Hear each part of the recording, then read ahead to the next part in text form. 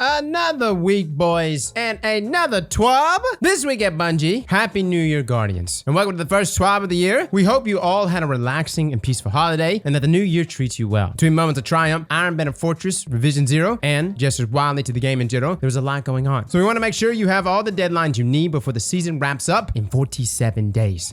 Can you believe Nightfall is that close? We are 47 days away from watching The Witness crack open the Traveler, and I can't wait. Now, Grandmaster Nightfalls actually begin next week, January the 17th. The next Iron Banner will be January the 31st. The final week of season 19 is February the 21st. Honestly, thank you, Bungie, for providing these dates. We used to get roadmaps, right? It would be nice to kind of go back to that, just so folks can plan around things. Granted, I like mystery, so obviously anything in regards to like exotic quests and other things, like I like that those things are hidden, but for like the normal cadence of updates that drop every single season, it would be nice to have dates on those things. Now, Grandmaster Updates. As a little preview of some of the changes coming to Grandmaster Nightfalls and Lightfall, when Grandmasters launch on January the 17th, we are making the following power adjustments. Decrease the power level needed to enter Grandmasters by 25 to 1580, the powerful cap. Decrease the overall power level of Grandmaster activities by 10 to 1620. And the current power difference of -25, all enemies are at least 25 power above you, is still in effect. Needless to say, guys, all of us should be able to have access to Grandmasters day one. This means you can enter at 1580, but enemies will be 40 power above you. You can use artifact power and or pinnacle drops to increase effectiveness up to 1595, where you reach maximum effectiveness. We'll have more information on further changes to Grandmaster Nightfalls and other high difficulty modes coming soon. I will say this, guys, I would not do it at 1580. I mean, you could try, like just go in. If you want to die like instantly, then obviously being 40 power under, that will happen. But the good thing is this is going to be accessible for everybody. And we actually have redeemable tickets over on our Twitch for folks that want Grandmaster runs. But man, some of the issues we run into is folks redeem, they jump in our party, and then they don't even have the minimum threshold to even attempt a Grandmaster. But with this change, looks like everybody could do them. Now, Iron Banner. After 2.5 seasons of playing the new Iron Banner and experiencing 3 new Iron Banner modes, Rift, Eruption, and Fortress, we have gathered a lot of feedback and have some upcoming changes to share. Oh boy. When Iron Banner returns on January the 31st, we're planning on increasing the amount of Iron Banner rank you earn at the end of matches, doubling the multipliers you get from wearing Iron Banner gear, and having the multipliers you get for completing challenges, and significantly increasing the multiplier you get for wearing an Iron Banner emblem. We expect this to decrease the number of games needed to earn rank resets by around 40% and make it more worthwhile to play earlier in the week. Additionally, starting next season, Iron Banner will be available 3 times a season. Good. This needs to happen, man. Twice a season is just not enough. And an Iron Banner emblem will be available on the rewards track during the first reset for those who don't already have one. We'll have more information about the modes and dates to expect in season 20 as we get closer to launch. So it doesn't necessarily seem like anything is fundamentally changing with Fortress. Guys, I'm gonna be honest. I know everybody was complaining about bubbles and Iron Banner being essentially bubble banner, and we made a video popping 6 bubbles over and over. I know it was mayhem, but at the same time, this was the most fun I have had in Iron Banner ever. Could you counter bubbles? Yes. Was it difficult? Especially if it's a team of them? Absolutely. I think where things got concerning was when people were lost farming, and I don't know. It doesn't seem like Bungie's gonna be correcting that, so it seems like lost farming will be a thing even the next time Iron Banner rolls around. Granted, I was actually playing more freelance, even with my bubble build. I didn't really see anyone lost farming in there, but obviously people were getting entire teams on LFG and lost farming. Now moving on, you get all the mods, and you get all the mods. Yesterday, all standard armor mods were unlocked for everyone. With big changes coming to build crafting and Nightfall, we want to give everyone a chance to enjoy all of the standard mods in their current state for the rest of the season. Now, standard mods refer to everything but raid and artifact mods. Players who were granted access to armor mods in yesterday's patch will not have them appear as unlocked in collections. They can still use them freely in their armor though. Yeah, we also had some confusion. Some folks were asking, yo, where's my adept mods? Guys, that wasn't unlocked. Again, that's still tied to Grandmaster Nightfalls and going flawless in trials. These are the mods used for like builds and stuff. Elemental well mods, charged with light, war mod cell mods. I'm still concerned, guys, that these mods are going to be wrecked in some sort of way in Nightfall, but we'll see. Now, Bungie continues. We have a blog post planned for next week with more information on how mods and build crafting will be evolving in Nightfall. Stay tuned. All right, again, that's my concern. Will it be a good change? Hopefully. Like the best case scenario, elemental affinities get removed. This is going to prep us perfectly for saving loadouts within Destiny. And I know someone the other day said something like, yo, I don't even want that. This isn't Final Fantasy. I don't want to be able to save loadouts in game. Listen, I'm telling you, you're going to love it. Being able to click your loadouts and save it right there in game. Not that I don't mind using Destiny Item Manager and other API sources, but everything we can possibly move in game is always a win for us. Now stay focused. Starting next week, we are making the following following changes to the cost of focusing weapons and armor. Focusing costs for all Trials of Osiris, Iron Banner, Crucible, and Gambit weapons and armor will be reduced to 25 legendary shards, down from 50. Actually, down from 100 for Iron Banner. I'm pretty sure it was 100, right? A dead weapon focus cost will also be reduced to 50, down from 250. That is a significant drop. So for my folks that are going flawless for the first time, yeah, granted, you only get one chance after getting your passage done, but we did have that bug a few weeks back. Now, the glimmer cost of focusing regular ritual weapons has been reduced to 5,000, which is down from 10,000. We're making these changes to make focusing gear more available to players, especially newer players who haven't been saving up Scrooge McDuck piles of legendary shards over the years. We want to make sure players have opportunities to chase more spicy rolls without breaking the bank. You can try these out next week by visiting the vendors for trials next Friday, Crucible, Gambit, and hitting up Lord Saladin when he returns on January the 31st. I do think that these changes are being made in anticipation for the new players that are probably going to be picking up Lightfall come the end of February. Nothing can kill the grind like running out of materials. And honestly, I still feel like weapon crafting still needs to be revisited come Lightfall. Yes, you can pet the dog. Our team has really been able to stretch their creativity when it comes to adding fun, delightful characters into the game like fallen babies, bobbleheads, and Star Horse. A few weeks ago, a metallic pupper was discovered on a space station and added to our hearts. We want to share just a little more about this sweet dog and how it came to be. Each season, we spend a bit of time brainstorming fun little Easter eggs. For this season, everyone wanted to build a robot dog, but it wasn't that easy. After the team came up with the idea, the first question was, can I pet it? And we knew the answer had better be yes. So we quickly performed the interesting test to confirm that petting the dog was indeed possible. Oh, look at that animation, huh? That's not weird. With that settled, the next question was, what does it look like? So our team concepted this doggo here. Then after tons of folks added their own creative contributions across many teams, we finally had Archangel, the good boy below. We know a lot of you really like Archie and are concerned about their future. They are leaving the Helm at the end of the season, but they'll be returning to the tower in season 21 for more pets. Guys, can you imagine a world of Destiny where we actually get companions? And not just any companions. Like, imagine if we could train our companions to fight with us. Now, I'm curious here. They say returning in season 21. Why not in Nightfall? That's a little suspicious. Now, Bungie store updates. Our goal in creating real world made-order merchandise is to give all eligible players opportunities to celebrate and commemorate their in-game achievements. Depending on the product type, it can take up to 12 months to manufacture physical merchandise and varying transit times to distribution centers. With a live service game like Destiny, pre-orders allow us to offer physical rewards without putting a limit on the number of players who can participate in purchasing a collectible reward. We share a commitment that our community deserves an exceptional ordering experience, and we understand that we have not always hit that bar. We acknowledge the need to make improvements in this area, including offering alternative approaches that would create a better ordering experience, improving speed to market without compromising quality or customer service. We will be casting a wide net to engage with players for feedback, which will inform us of how best to address many of the issues being discussed. Yeah, I don't know. I'm not really waiting on anything from Bungie or even what the lead time is. I will say this, if I could get a life-size mannequin of Mars Soft, oh my. Outside of that, guys, player support, save your Stadia characters. We've said it in the past, and we're gonna say it one more time. Stadia is literally dying. Actually, it's already dead, but you will not be able to activate cross-save after January the 18th. January the 10th was the last day for Stadia. I know, everyone pour one out for Google Stadia. Some people meme on it. I really can't believe they shut it down. It was new technology. I wish they would have kept going with it just to see if cloud gaming could ever become a thing. Dude, if the latency would have been dropped just a little bit more, I could have actually justified Stadia because the setup was super easy. I hated it had to go, but again, guys, if you have not set up cross-save for your Stadia characters, please do so now before it's forever gone. Outside of that, guys, known issues. Some issues with the push the objective Crucible bounty, gaining progress inconsistently. Players may be unable to crouch after acquiring the first scanner augment in the Operation Seraph Shield exotic mission. This can be resolved by entering and exiting a menu or remapping keys. Now, players who do not own Beyond Light are unable to reach the security drone above Ziggurat on Europa, preventing completion of the Seraph title. Now, new Iron Banner armor does not count for progress toward the Gnora's Seal Triumph required for the Iron Banner title. The High Mind Complex gauntlets display floating pieces of the armor when equipped on a feminine character model. Kills using the Hierarchy of Needs exotic bow will display a submachine icon in the kill feed. We're also investigating an increase in Centipede error codes. Dude, error codes of all types, right? And players who were granted access to armor mods in yesterday's patch will not have them appear as unlocked in collections. They can still use them freely in their armor. Now, as a final note here from Bungie, and that's a wrap for this week's TWAB Guardians. We hope this new year's kind to you. We don't have a lot of time before Nightfall launches, but still a lot to cover. Be prepared for a lot more exciting updates leading up to launch. One more time for the Stadia players in the back, please set up cross-save. Stay crafty, Sam. Fellas, that's your TWAB, your first of the year. I know some of this stuff has already been touched on this past week with the hotfix and the tweets from Bungie. Next week is going to be a pretty juicy one, guys. I really want to know what's going to happen in build crafting, as that is such a major focal point of Destiny, right? We love PvE, we love PvP, but build crafting is like a game in itself. It's like up there with making your guardian sexy. Fellas and ladies, thank you all for coming and watching, and as always, slap that like button like your mama told you right.